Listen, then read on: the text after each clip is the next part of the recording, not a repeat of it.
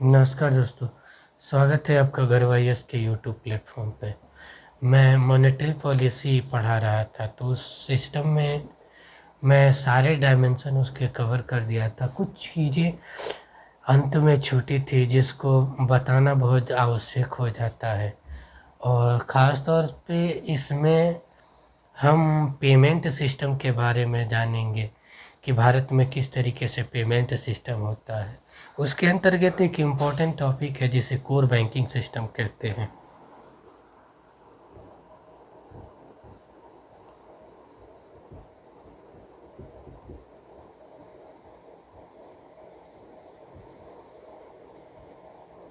Core banking system, इसका हिंदी नाम लिखना मुश्किल है थोड़ा सा, इसलिए कोर बैंकिंग सिस्टम क्या होता है। तो ये एक ऑनलाइन प्लेटफॉर्म होता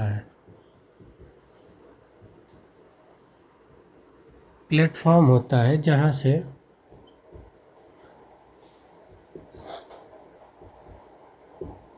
जहाँ से एक बैंक को, जैसे ये मान लो कि एक बैंक है और बी बैंक है, सी बैंक है, डी बैंक है, सबको एक खाते मतलब एक नेट सिस्टम से जोड़ने की प्रक्रिया को ही कोर बैंकिंग सिस्टम कहते हैं। इसमें होता ये है कि जैसे एक खाता से दूसरे खाता में पैसा डालना, जानकारी देना, एटीएम, जैसे हम मेरा जैसे सपोज दैट मान लीजिए कि मेरा एसबीआई में अकाउंट है और मैं एचडीएफसी बैंक से के एटीएम से पैसा निकालता हूँ, तो इस बैंक को मेरे बारे में सारी जानकारी यहाँ से इसको पता रहती है। या इस बैंक का मेरा एटीएम है और यहाँ से पैसा निकालते हैं, तो इन सारे बैंकों को एक प्लेटफॉर्म पे लाने की प्रणाली को ही कोर बैंकिंग कहा जाता है। अब कोर बैंकिंग करने के लिए मुख्यतः 3 प्रकार की विधियां हैं,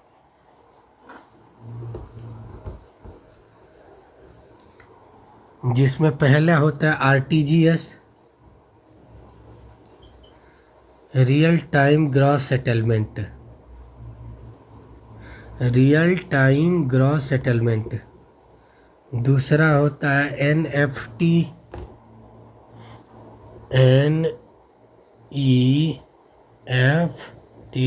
नेशनल इलेक्ट्रॉनिक फंड ट्रांसफ़र। तीसरा होता है एनएमपीएस, आईएमपीएस, इंटरमीडिएट पेमेंट सिस्टम। मतलब इंटरमीडिएट मतलब इमीडिएटली, तुरंत पैसा ट्रांसफ़र की विधि। 3 तरीके से ही एक विधि से एक अकाउंट से दूसरे के अकाउंट में पैसा को ट्रांसफ़र किया जाता है। आरटीजीएस का कार्य जो रेगुलेट करने का काम करती है, आरबीआई करती है, इसको नेशनल पेमेंट कॉरपोरेशन ऑफ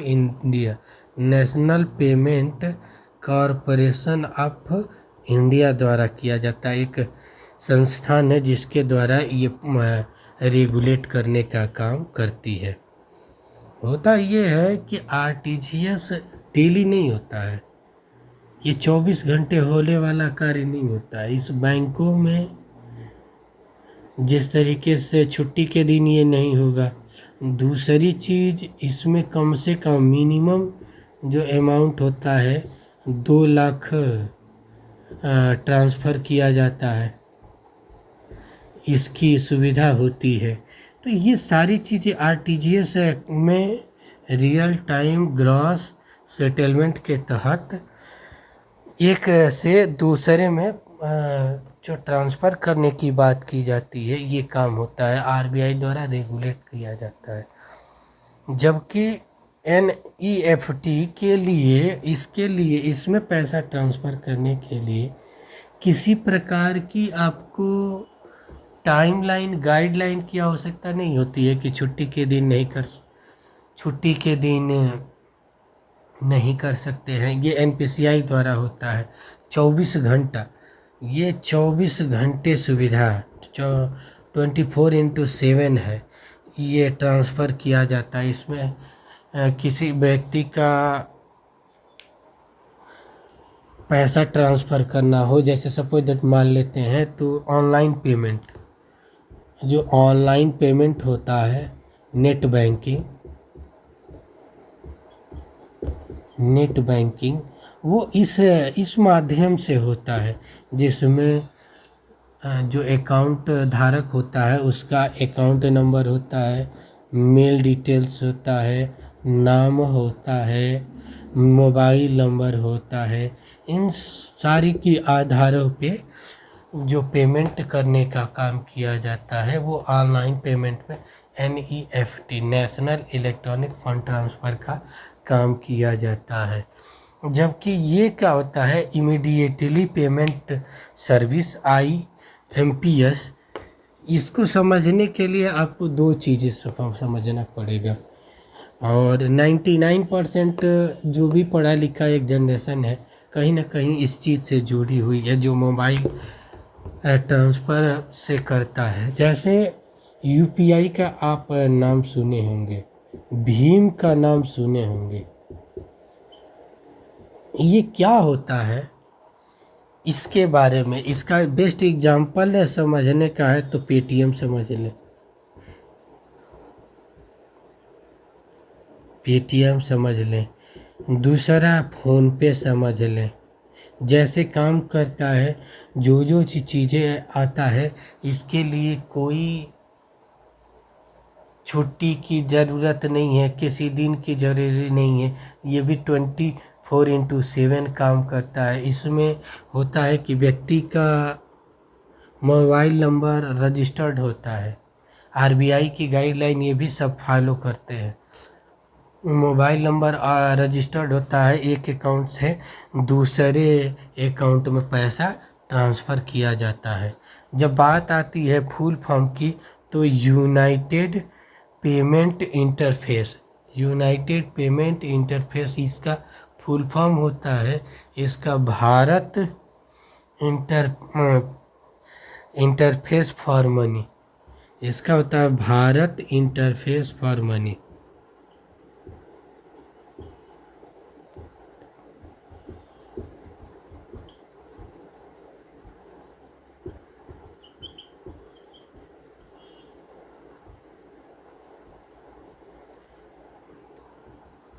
ये दोनों हो गए। अब ये कैसे काम करता है, इसके लिए एक नॉर्मल आधार कार्ड होता है या मोबाइल नंबर, उसमें आधार कार्ड सारी चीज़ें डिटेल्स कर दी जाती है। और एक चीज़ों से इसके लिए एक अकाउंट से दूसरे अकाउंट में ट्रांसफ़र हो जाता है, जिसमें मोबाइल नंबर से अकाउंट लिंक होता है। इसी को रेगुलेट करने के लिए RBI, भारत सरकार ने जैम योजना चलाया था, जनधन आधार मोबाइल योजना, जिसमें प्रधानमंत्री जनधन आधार योजना को 2014 के बाद मोदी जी की सरकार ने बहुत अच्छे तरीके से रेगुलेट करता था। तो प्रधानमंत्री, आप एक काम करिएगा, प्रधानमंत्री जनधन योजना है, एक बार गूगल करके पढ़ लीजिएगा, क्योंकि ये पूछ चुका है और अब आने की आवश्यकता नहीं है। हाँ, जानना ज़रूरी है। इसका यूज कहीं कभी मेंस में होता है, लिखने के सेंस में, कि प्रधानमंत्री जनधन योजना कैसे कार्य करती है। तो पढ़ाने में थोड़ा सा मैं पढ़ा दूंगा, लेकिन अब इसका यूज उस तरीके से नहीं है, तो इसलिए इसको छोड़ के ये सारी चीज़ें जो ज़रूरी है उसको किया जाता है। ये थी। इसके साथ साथ एक चीज़ और आती है कि मुसलमानों में पैसा मतलब किसी से उधार लेना हराम माना गया है, मतलब पाप माना गया है, कि किसी पे ब्याज दर पे पैसा लेना किसी से, ये गलत है।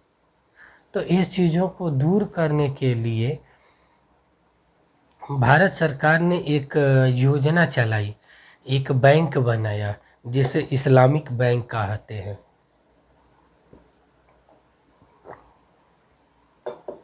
इस्लामिक बैंक कैसे काम करते हैं, कहाँ पे शुरू किए गए, ये सारी चीज़ों को थोड़ा सा मैं डिस्कस कर देना चाहता हूँ।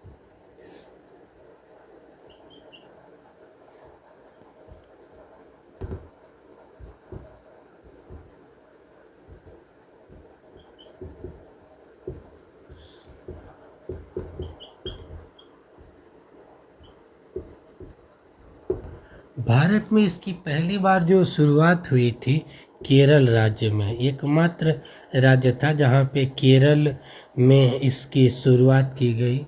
ये पूरी बैंकिंग सिस्टम मुसलमानों को लोन देने के लिए, मुसलमानों को ब्याज पे लोन देने के लिए बनाई गई थी, जिसके अंतर्गत ये माना गया था कि किस तरीके से ये कार्य करती है। तो इसके अंतर्गत ये कहा गया कि जो ब्याज दरों की रेट है ये मुसलमान नियम के आधार पे काम करती है कि उनको किसी प्रकार की हराम ना हो। बाद में भारत सरकार ने इसकी दूसरी ब्रांच केरल के साथ गुजरात में खोलने की शुरू किया था कि गुजरात में इसको खोला जाए और जो विकास प्रणाली हो मुख्य धारा में हमारे देश में जो मात्र 15 लगभग 15% है उनको भी लोन देकर बैंकिंग सिस्टम में लाया जाए, जिससे उनका भी आधार से बैंक अकाउंट नंबर हो, सारी चीज़ें जुड़े। तो इसके लिए इस्लामिक चीज़ों के लिए लाया गया था। इसकी दो शाखाएं हैं, एक केरल में है और दूसरी जो गुजरात में है। तो ये पीटी के पॉइंट ऑफ व्यू से होता है कि ये कार्य कैसे करती है इस्लामिक बैंक। मतलब मुसलमान शरीयत ला के आधार पे काम करती है, उसके सारे नियमों को देखते हुए काम करती है। इसका भारत में केरल में पहली बार शुरुआत हुआ, दूसरी बार गुजरात में शुरुआत हुआ था। ये जिस तरीके से कार्य करती है वो चीज़ें मैं बता दिया। इसके लिए भारत सरकार ने 100 करोड़ की पूंजी लगाया। यह एक एनबीएफसी कंपनी के रूप में काम करती है। मैं एनबीएफसी कंपनी बता रखा है कि एनबीएफसी कंपनी ऐसी होती है कि वो बैंक नहीं होती है लेकिन बैंक का काम करती है, जाकर ग्रामीण सुदूर क्षेत्रों में जाकर अकाउंट खुलवाने का काम करती है, ब्याज देने के से लेकर हर चीज़ काम करती है। तो ये भी उसी प्रकार से काम करता है जिससे उन्हें भी पैसा लोन मिल सके और वो सभी प्रकार की मुख्य धारा में आ सके। वित्तीय समावेशन में इन सब का बड़ा रोल होता है कि किस तरीके से हर वर्ग को बैंकिंग सिस्टम से जोड़ा जाए, क्योंकि बहुत से धर्म हमारे यहाँ अपनी मान्यता के आधार पे चलते हैं। इस्लामिक डाइवर्सिटी मतलब रिलीजियस डाइवर्सिटी भारत में बहुत ज़्यादा है। तो रिलीजियस डाइवर्सिटी को देखते हुए, कल्चरल एस्पेक्ट को देखते हुए फाइनेंशियल इंक्लूजन को मेंटेन करना, या एक चीज़ और बता देते हैं कि यह एक डेवलपमेंट बैंक के रूप में काम करता है। तो 4-5 चीज़ें पीटी की दृष्टि से है कि यह एनबीएफसी कंपनी के रूप में काम करता है, यह शरीयत रूल्स के आधार पे काम करता है, यह एक डेवलपमेंट बैंक के रूप में काम करता है। इसकी जो पहली बार शाखा खोली गई थी केरल में खोली गई, दूसरी शाखा गुजरात में खोली गई। तो ये जो छोटी छोटी चीज़ है वो पीटी इफेक्ट है, बहुत काम करता है। तो इसको, इन शब्दों को अंडरलाइन कर लेना चाहिए। और जो मेंस के में लिखने का काम आता है वो वहाँ पे यदि थोड़ी सी इसकी समझ विकसित हो जाए तो वहाँ से हो जाती है। अब बात इसमें आता है 2 प्रकार के एटीएम। जो आप एटीएम देखते हैं उसमें 2 प्रकार के एटीएम होते हैं।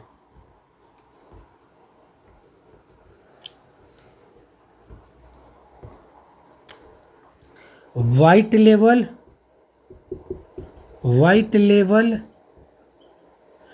Level ATM, brown level ATM.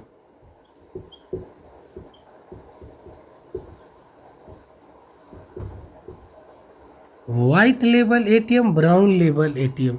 जो हमारा एटीएम होता है, अब इसमें क्या होता है कि एटीएम जो जारी करने का काम करता है, ये एक नॉन एनबीएफसी की कंपनियों के तर्ज पे कार्य प्रणाली को पूरा करने के लिए होता है, जिससे ज़्यादा से ज़्यादा लोगों को जोड़ा जा सके। तो जो बैंकिंग सेक्टर में जो नॉर्मल हम लोग यूज करते हैं, वो वाइट लेवल एटीएम होता है। जो डेबिट कार्ड का जो एटीएम होता है एसबीआई का, वो वाइट लेवल एटीएम का प्रयोग करता है, जिसमें एक खाता धारक दूसरे से अकाउंट से पैसा निकाल सकता है, हर चीज़ कर सकता है, ऑनलाइन पेमेंट कर सकता है। जबकि ब्राउन लेबल जो एटीएम होता है, कुछ एनबीएफसी कंपनी आरआरबी बैंकों द्वारा जारी किया जाता है, जिसमें लोन लेने की सुविधा ग्रामीण क्षेत्रों में, इंडस्ट्रियल क्षेत्रों में सुविधा प्रदान की जाती है, जिसके माध्यम से फाइनेंशियल वित्तीय समावेशन की विधि को पूरी तरीके से प्रगाढ़ रूप से बनाया रखा जाए। इस टर्म्स में एक और आता है जो 2014 के बाद चला था, संप्रभु गोल्ड स्कीम। मोदी जी ने आया था भारत में। एक चीज़ जान के आपको आश्चर्य होगा कि सबसे अधिक सोना मंदिरों और औरतों के पास है। ये देखो, सोना रखना इकोनॉमिक्स आप पहनने की दृष्टि से रखते हैं, आपकी धार्मिक प्रवृत्ति, कल्चरल प्रवृत्ति से सही है, लेकिन एक ऐसा भी हो कि मान लो कि सोना चांदी अक्सर लोग डेली तो उतना पहनते नहीं है सारा चीज़, तो किसी फंक्शन विशेष में पहनते हैं। तो भारत सरकार ने कहा था कि यदि आप को लगता है कि उतना पता चलता है कि 10-10 किलो 2-2 किलो लोग सोना दबा के रखे हुए, उनको आप सरकार को दो, आपको सरकार उस पर ब्याज देगी, और उस सोने के बदले उस जो आप सोना देंगे 2 साल के लिए, 3 साल के लिए, 5 साल के लिए, तो उस पर आपको अलग अलग टैक्स मिलेगा। 5%, 10%, 15% जो टैक्स आपको खुद सरकार देगी, पैसा मिलेगा। तो घर में रखने से कुछ भला नहीं होने वाला है, न देश हित में भला होने वाला है, न अपने हित में भला होने वाला है। देश यदि मान लो कि आपसे सोना 5 किलो कलेक्ट करता है, तो उसको वो दूसरे चीज़ों में इन्वेस्ट करेगा, तो देश का विकास होगा, जबकि घर में रखने से कोई विकास नहीं होगा। इसलिए एक प्रकार की स्कीम चली थी, गोल्ड स्कीम, 2014 के बाद चली थी। आरबीआई इसकी सारी गाइडलाइन जारी करती है। इसमें एक बॉन्ड की कीमत कम से कम 1 ग्राम सोना होता है, जिसके आधार पे लेन देन किया जा सकता है। इससे आप एक व्यक्ति कम से कम 500 ग्राम के सोने से खरीद फरोख्त कर सकता है, तो उसका लाभ देश को मिलेगा। और हर की अलग अलग दरें हैं, जिसके आधार पे जो बैंकिंग से बैंक लोन देते हैं और विकास के क्रम में रखा जाता है, वो किया जाता है। जैसे मान लीजिए कि 20 मतलब पूरे देश से 10,000 1 टन सोना इकट्ठा हुआ। अब इस 1 टन सोने को सरकार करेगी क्या, मेल्टिंग करके रख देती है, उसका दूसरे क्षेत्रों में, जैसे आयात निर्यात करने के लिए हर साल करीबन भारत के आयात निर्यात में जो विदेशी व्यापार घाटा होता है, उसका सबसे बड़ा कारण ये होता है कि 2 चीज़ों पे सरकार सबसे अधिक पैसा करती है, सोना चांदी खरीदने में और दूसरा डीजल पेट्रोल खरीदने में। क्योंकि भारत में एक वर्ग विशेष है, महिला वर्ग विशेष, वो खाना कम खाएंगी, लेकिन उन्हें सोना चाहिए, क्योंकि ये हमारी मान्यताओं से जुड़ा हुआ है। तो इन सब चीज़ों को मुख्य धारा में लाने के लिए ही ये स्कीम लाई गई है कि जो आप घर में फालतू रख रहे हैं वो मत रखिए, इसमें दीजिए और अपना काम करिए। तो गोल्ड स्कीम हो गई। थोड़ा सा मैं सोच ही रहा था कि प्रधानमंत्री जो जनधन योजना थी, मैंने कहा था पढ़ लेते हैं। थोड़ा सा मैं हिंट दे देता हूँ आप लोगों को, जिससे आप लोगों को पढ़ने में सुविधा होगी। तो वित्तीय समावेशन की विधि को सुधारने के लिए 28 अगस्त 2014 को ये मोदी सरकार ने ये एक अच्छी पहल की थी कि सबको जो अकाउंट था उसको आधार से लिंक करने का काम करवा दी, जिसके तहत हुआ ये कि सारा का सारा चीज़ों से लोगों को आधार अकाउंट खुलवाने का काम किया गया, जिससे लोग एक मुख्य धारा में आ सके। तो ये थी अंतिम वीडियो वित्तीय समावेशन की।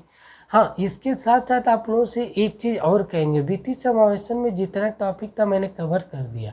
अब इसमें आप लोगों का जो कार्य है कि जितनी भी विजन आईएएस की टेस्ट सीरीज मिले, इनसाइट आईएएस की टेस्ट सीरीज मिले, वित्तीय जितने भी मॉनेटरी पॉलिसी से क्वेश्चन है उसे करें, और नहीं सॉल्व होता है तो आप कमेंट बॉक्स में लिख कर दें, मैं उसको सॉल्व करूँगा, जिससे आपकी समस्या ज़्यादा से ज़्यादा सॉल्व होगी। क्योंकि सारी चीज़ें आप कितना सही जानते हैं कितना गलत जानते हैं ये डिपेंड करता है आपके क्वेश्चन बनने में। यदि क्वेश्चन बनते हैं तो आपकी पढ़ाई सही है, नहीं बनते हैं तो गलत है।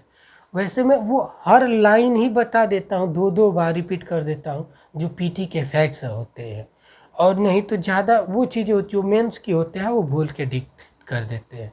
तो ये थी अंतिम वीडियो। Thank you.